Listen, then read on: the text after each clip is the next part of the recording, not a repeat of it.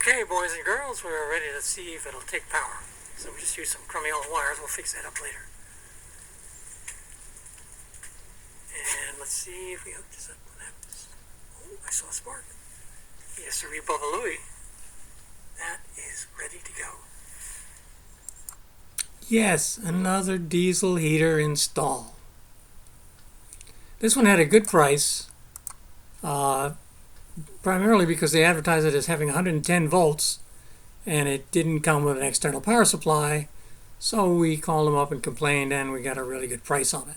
This kind of has a top opening lid, and it controls the controller and the remote control in the little pockets. And on the inside, it's a standard unit.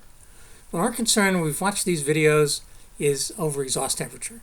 I mean, it's hot.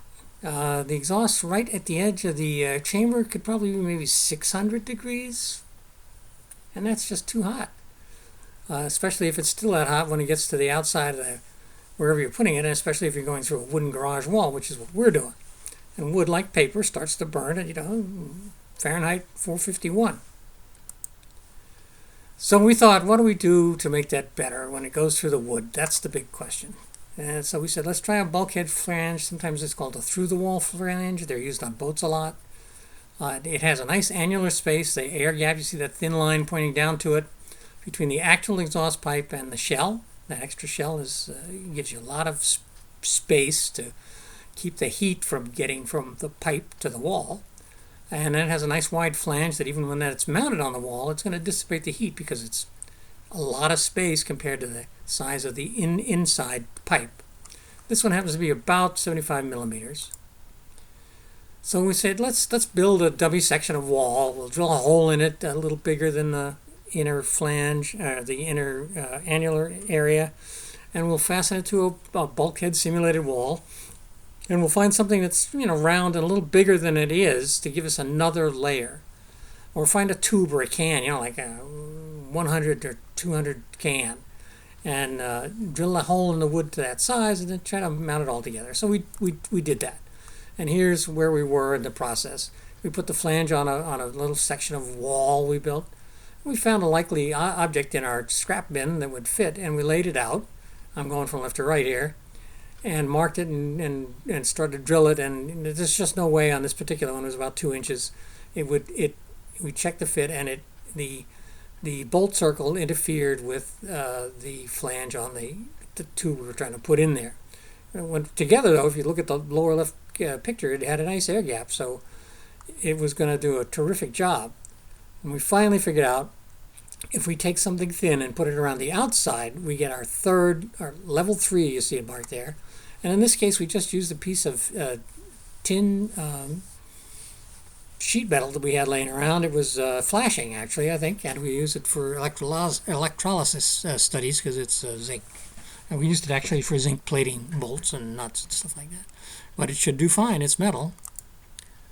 So we now have the 3 chambers. We have the pipe itself, which contains any flame, the built-in 3 millimeter, the one you see, 1/8 inch chamber around the bulkhead fitting, and we put in our thin wall outside of that for another internal gap, and then there's the wood itself, which we tried not to touch.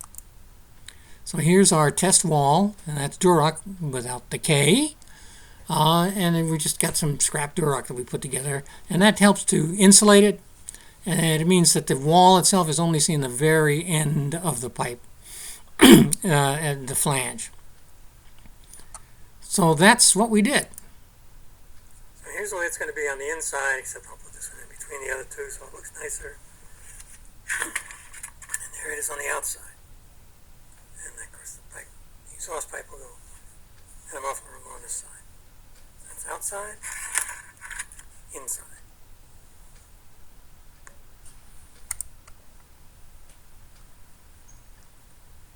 So here I'm in the process of installing the exhaust pipe and the intake pipe.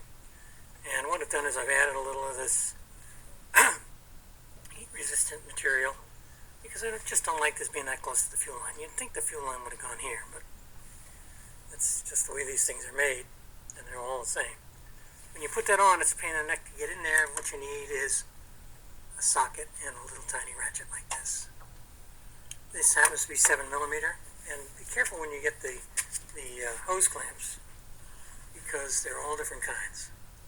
This little one on the left is a 6mm. This is 7. This is 7. But what you really want to look for when you're putting these on, especially because you got to use a socket, you can't use the Phillips, is the gap between the screw and the frame itself.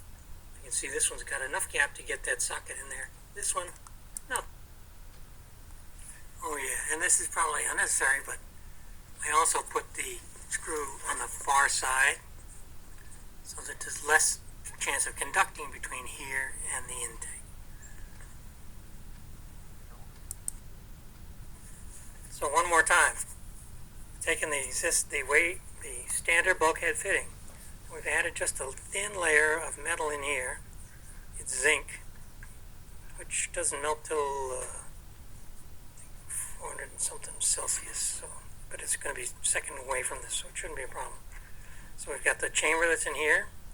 We've built a new chamber, and there's a third chamber out to the Durock, and the Durock, it's not going anywhere.